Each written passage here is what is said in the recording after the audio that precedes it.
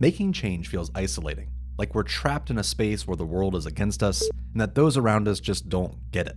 The more educators do to transform their spaces, to make spaces that care about learners, and the more radically they embrace those methods, the more that they feel they just don't belong in this world. They are constantly at odds with the demands of the profession to double down on content understanding, test scores, or disciplinary protocols. As the teaching profession becomes increasingly ever focused on data-driven learning, it's becoming nearly impossible to see teaching as an art form, a space where adults and young people can come together to be critical thinkers, acting within their communities towards positive, prolonged change.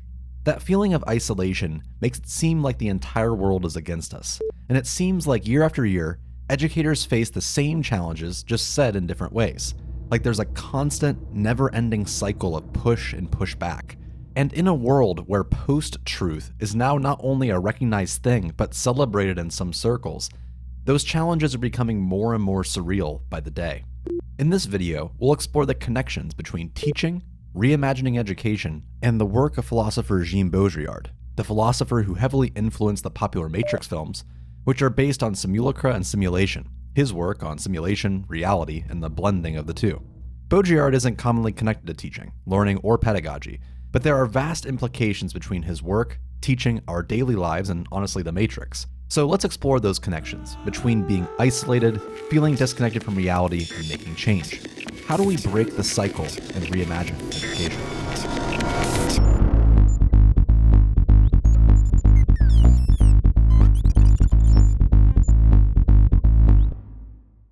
Baudrillard was a radical French philosopher who was well known for his ideas connecting the relationships between the real and the virtual, the imaginary. He believed the world was no longer under human control and claimed that reality had become so detached from what's actually going on that we no longer lived as authentic human beings. We were moving further and further away from what is actually real. Baudrillard's 4 levels of simulacra and simulation, which was his major theory, showcased 4 levels where each descended further and further into our detachment from what was real. The first order is where representation of the real is obvious. We know it's fake and we know it's not real, such as a theatrical performance. The second order begins to blur reality. Sometimes we recognize what is real and what's not real, but it's hard for us to tell, such as CG in a movie. The third order is where the simulation replaces reality itself. It becomes what Baudrillard called hyper-reality. For example, Disneyland's Main Street is a nostalgic space that's meant to simulate everyday small-town America. As more and more actual small American towns have disappeared, Main Street has become an idealized reality of what that used to be. If we visit Disneyland and tour Main Street, we're engaging with it as a real space, even though it is entirely artificial. But to make this more interesting, main streets around the world have now begun to gentrify and replicate Disney's Main Street. Or in other words, Disney has informed and changed our reality through their simulation. Our idealized past is based on this corporate interpretation of what it used to be. The lines between the imaginary and real have crossed each other's paths. The fourth and final order is where simulation is now reality itself. For example, the Disneyverse, a series of products, branding, and marketing that inform how we live our entire lives. Many people identify with the values and morals surrounding, for example, Disney princesses. It's no longer that Disney creates a space that we visit and bring back with us, but that our clothing, music choices, identifying personality traits, even our daily lived experiences and ethics are directly informed by Disney. We don't even recognize that it is Disney anymore. Rather than art imitating life, this is life imitating art. This limits or possibly eliminates our ability to judge what's real or fake, what's working or not working, and who we are versus what we've become. Modern Baudrillard-inspired philosophers are highly concerned that much of our reality has transcended into this fourth order, that our connection to digital spaces and tools has reinvented what reality is. You've been living in a dream world, Neo.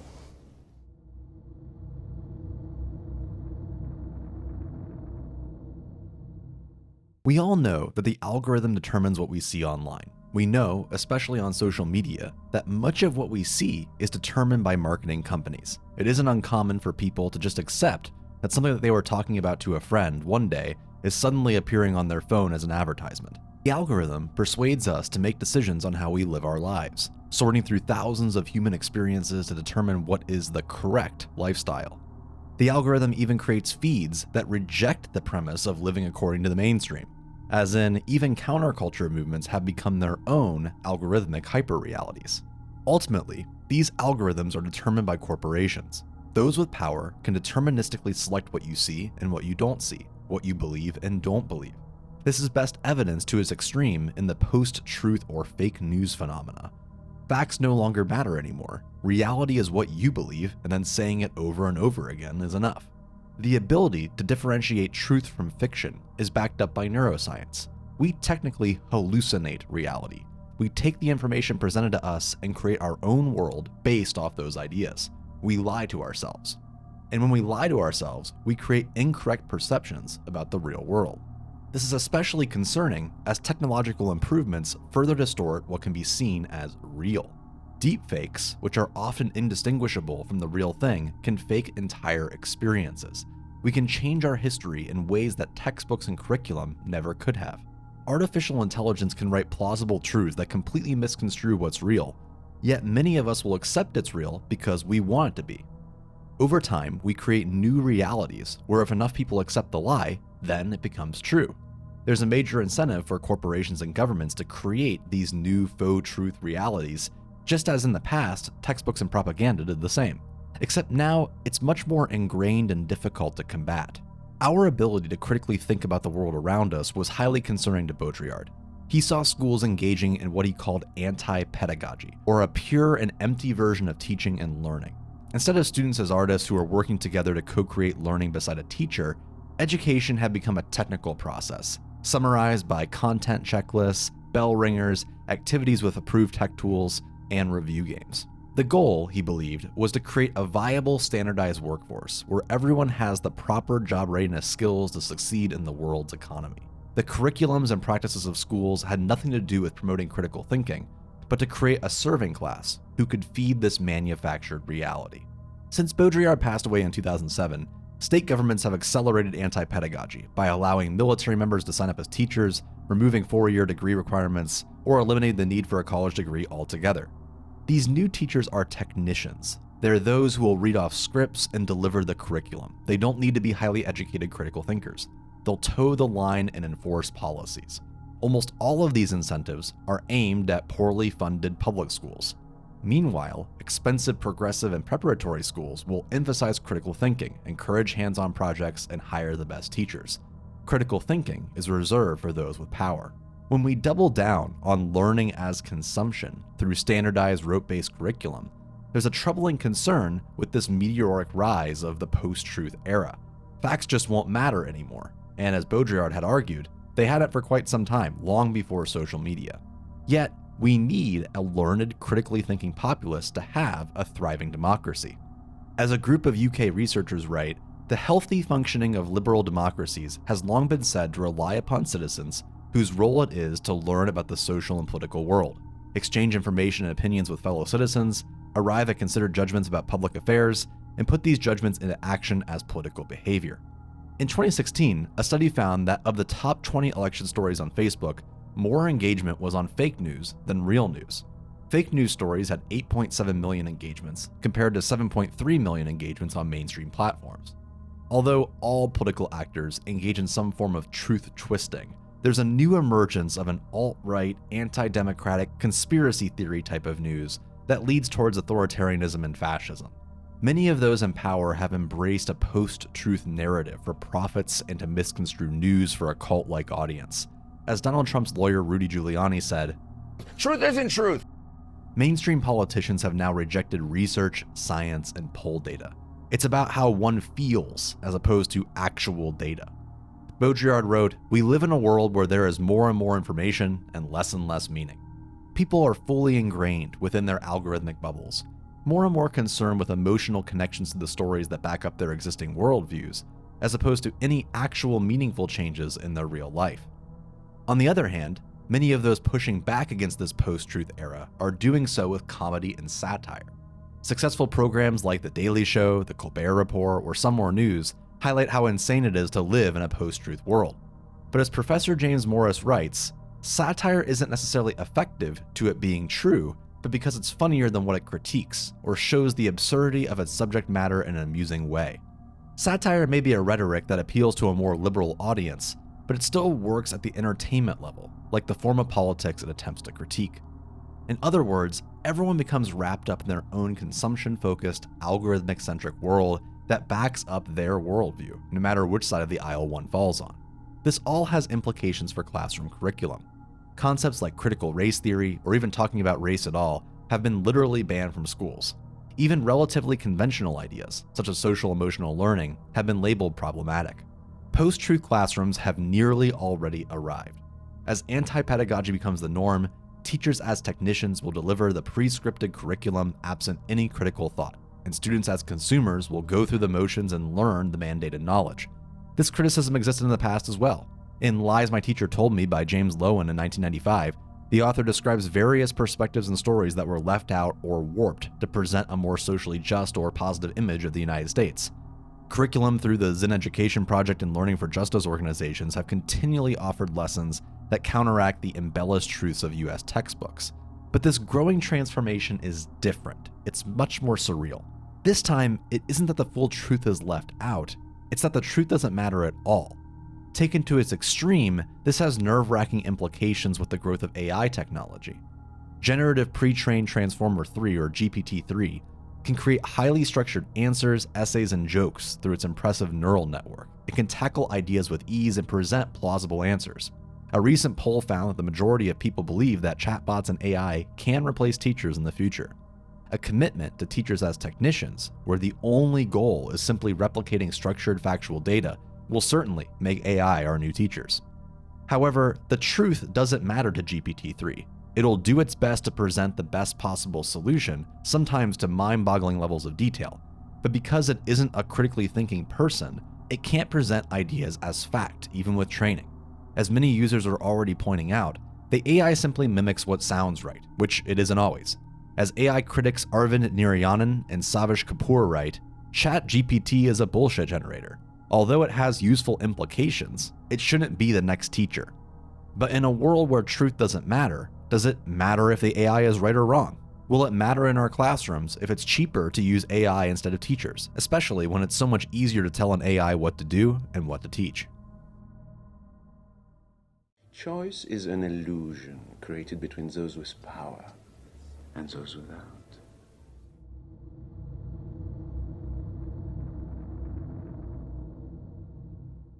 Within our algorithms, our hyperreality, Baudrillard believed that traditional forms of critique and resistance were ineffectual because we're only making signs of resistance. When we try to offer critique by providing evidence to inform change, we can't, because the actual information we present doesn't matter. Business interests quickly co-opt any counterculture movement, transforming them to appear as change, but ultimately reinforcing the existing structures. For example, in June, when many corporations changed their logos to feature pride flags. Although representation and amplification are important, the company's actual policies and systems still often discriminate against LGBTQIA+ employees and consumers. Nothing has actually changed outside of the sign that something has changed. Consumers are engaging with the product differently, usually positively, but the product and policies rarely have changed as a result. Within schools, this exists through pedagogy. The use of edtech tools like smartboards simply replicates the chalkboards of the past. No one questions the assumptions of the pedagogy, that instruction happens in the front of the room in large groups where direct instruction predominates. Rather, we assume that these new tools must be an improvement when in reality, nothing has changed. Technology companies have rebranded teachers as Seesaw ambassadors or Google Classroom Level 1 or Level 2 teachers, who are so attached to technology as improvement that they'll rep a corporate brand, tying themselves to its service. It is a fully actualized version of blending education, corporations, and pedagogy, building a corporate narrative of learning. The lines between corporate messaging, advertising, and schooling are blurring at alarming levels. Large education technology companies take great concepts like experiential education, social emotional learning, or student voice initiatives and transform them into a sellable package that sounds like transformative classroom tools, but ultimately are standardized, packaged, branded, and commodified.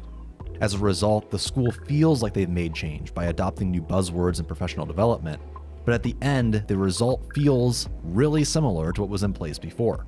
As Baudrillard scholars Kip Klein and Christopher Holland write, the late capitalist code is adept at subsuming critique and offering it back as a set of signs to be consumed. Even within progressive education circles, where project-based learning and social-emotional learning is the norm, the lines between learning toward critical thinking and learning toward corporate training are blurred. The popular education reformers Ted Dintersmith and Tony Wagner advocate for hands-on project-driven schools. Although the educational changes they desire are in many ways more engaging than what we're doing now, they are rooted in the idea of increased corporate growth, rooted in narratives of the job market for preparation and productivity. This is obvious in the summary of their most popular work, Most Likely to Succeed. Within this corporate framework, the entire argument for change is rooted in economic rhetoric, in furthering the system of capitalism as it already exists, not for the purpose of creating student-centered learning experiences that challenge existing economic and social arrangements. When we look to business interests as the reason to make more engaging spaces, we devalue the purpose of learning itself. The ends do not always justify the means. After all, the primary purpose of schooling should not be job preparation.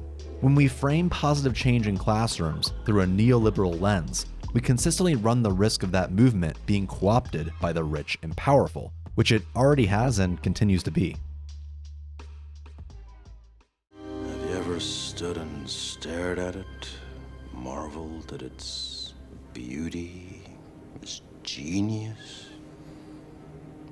Billions of people just living out their lives, oblivious.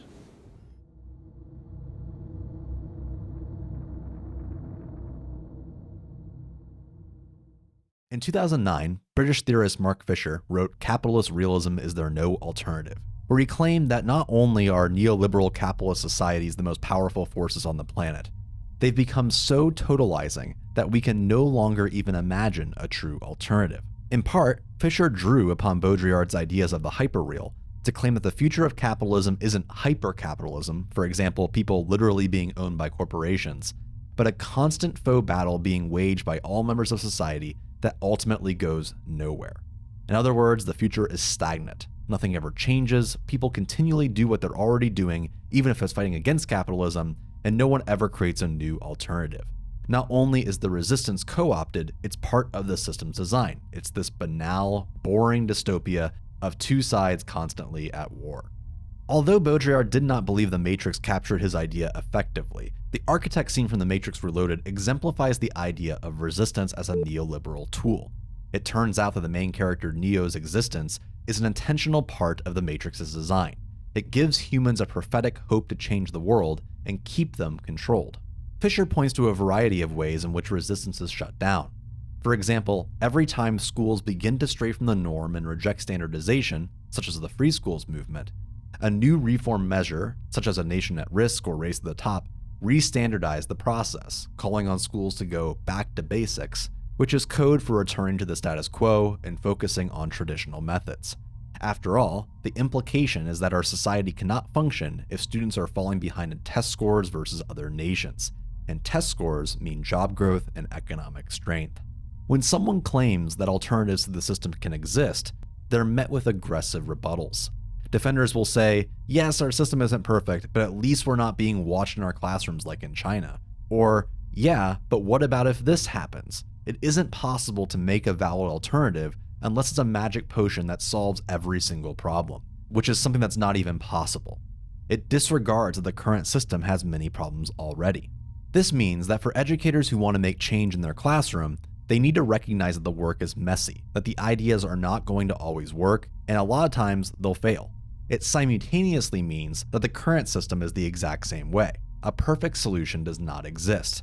And when progressive ideas are marketed as perfect solutions, which will inevitably fail at some point, the reaction is that progressive ideas are bunk and then misconceptions are formed.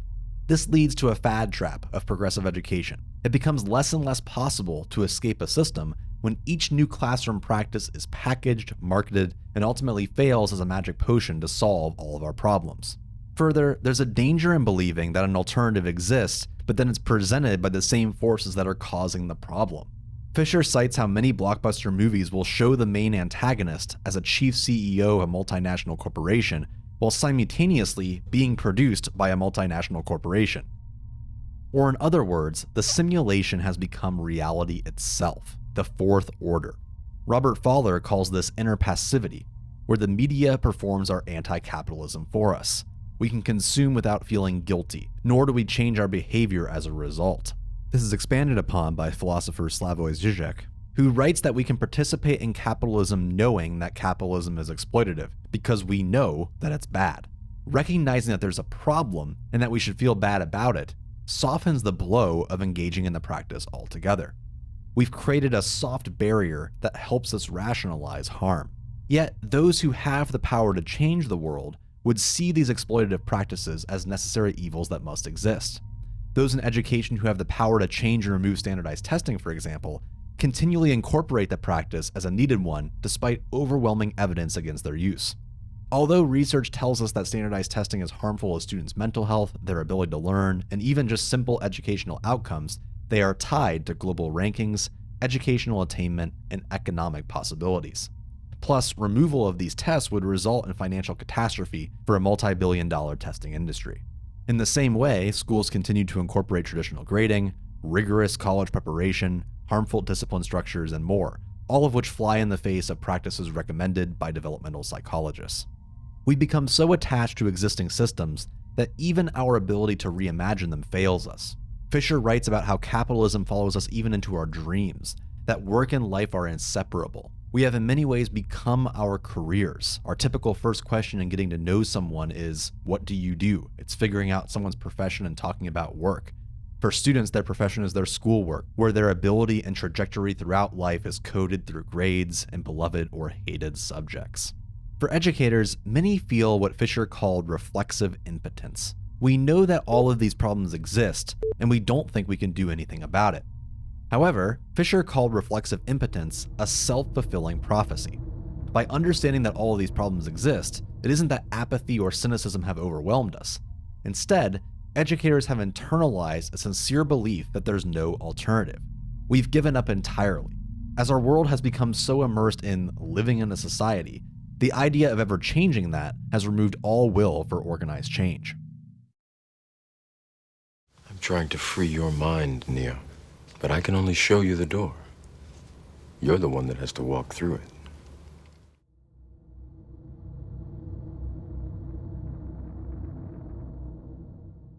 So let's say we want to fight back against how schools operate today. The ability to fight back against traditional education simply cannot be by presenting logical, researched evidence. Baudrillard wanted people to not just examine the realities we live in and how they've been co-opted by capitalist forces, but how our critique has been as well.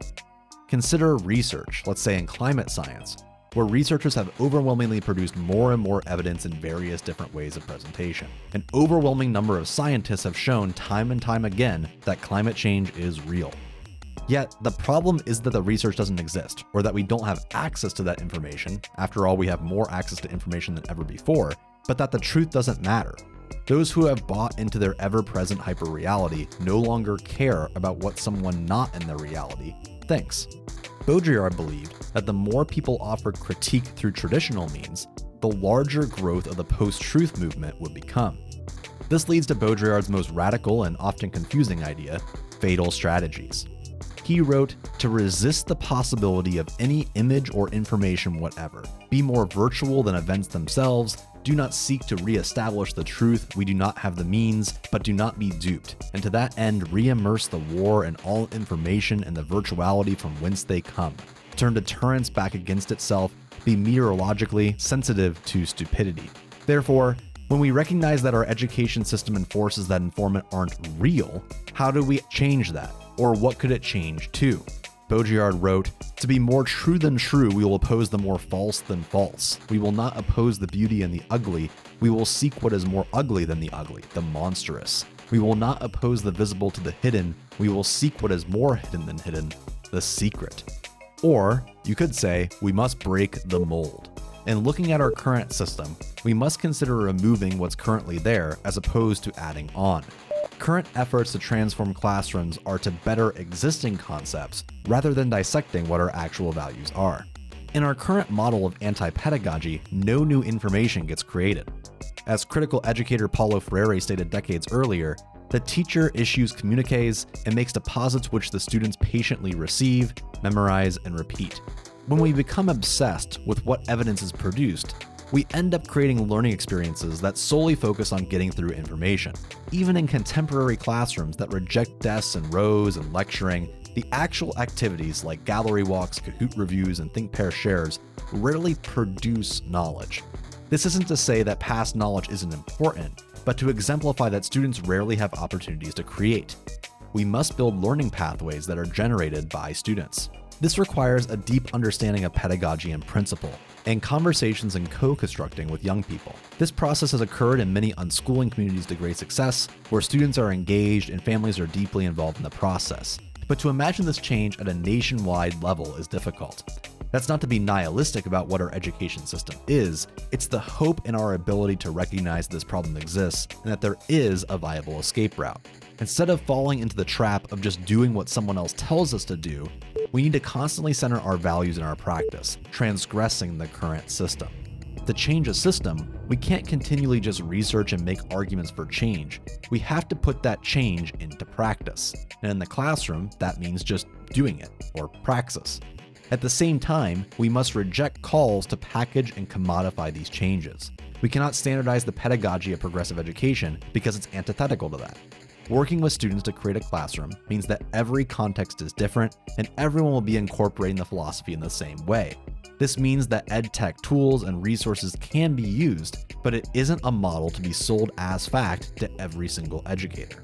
Baudrillard's fear is that we would all do nothing different to change the world. When we produce new research and arguments, the other side would continually make new and outrageous claims. This would lead to a stagnant, never-changing state. More and more evidence is produced, more and more people make counterclaim arguments fueled by their own hyper-reality, and ultimately everything continues to be controlled by a corporate narrative, baked in consumption and existing in a never-ending rat race. Everyone is essentially a tool of the machine, including those who believe that they are fighting against it. Instead, the choice isn't to embrace the current system, it's to lean into action, it's to embrace chaos. Paulo Freire, and later the professor and author Bell Hooks, wrote about a pedagogy of hope. Bell Hooks wrote, "When we name the problem, when we stay compliant without a constructive focus or resolution, we take hope away. In this way, critique can become merely an expression of profound cynicism, which then works to sustain dominator culture. By coupling action with it joy, we learn to enjoy the spaces we've created despite the crippling fear of doing something different than the status quo. It's about learning to love that we don't have all the answers, and we must be comfortable with the relative chaos of progressive education. We're using fatal strategies. Instead of finding ways to fight fire with more critique, we deviate from the norm in ways that confuse, conflate, and separate ourselves from the narrative altogether." Baudrillard-inspired theorist Franco Berardi writes, "The best thing to do is make friends with chaos." In our work to create a modern movement of progressive education, we must become comfortable with chaos and take risks. It's not entirely planning, philosophizing, and debating. It's about acting on and changing the narrative. This writing is heavily inspired by Jean Baudrillard in Radical Education Theory, Turning Right to Go Left by Kip Klein and Christopher Holland. If this even remotely interested you, I would definitely check out that book. I was also turned on to this work by Nicholas Stock, author of The Weird, Eerie Exit Pedagogy of Mark Fisher, and the book Capitalist Realism by Mark Fisher is cited throughout this entire piece. Finally, see previous writings and stuff on our website to learn more.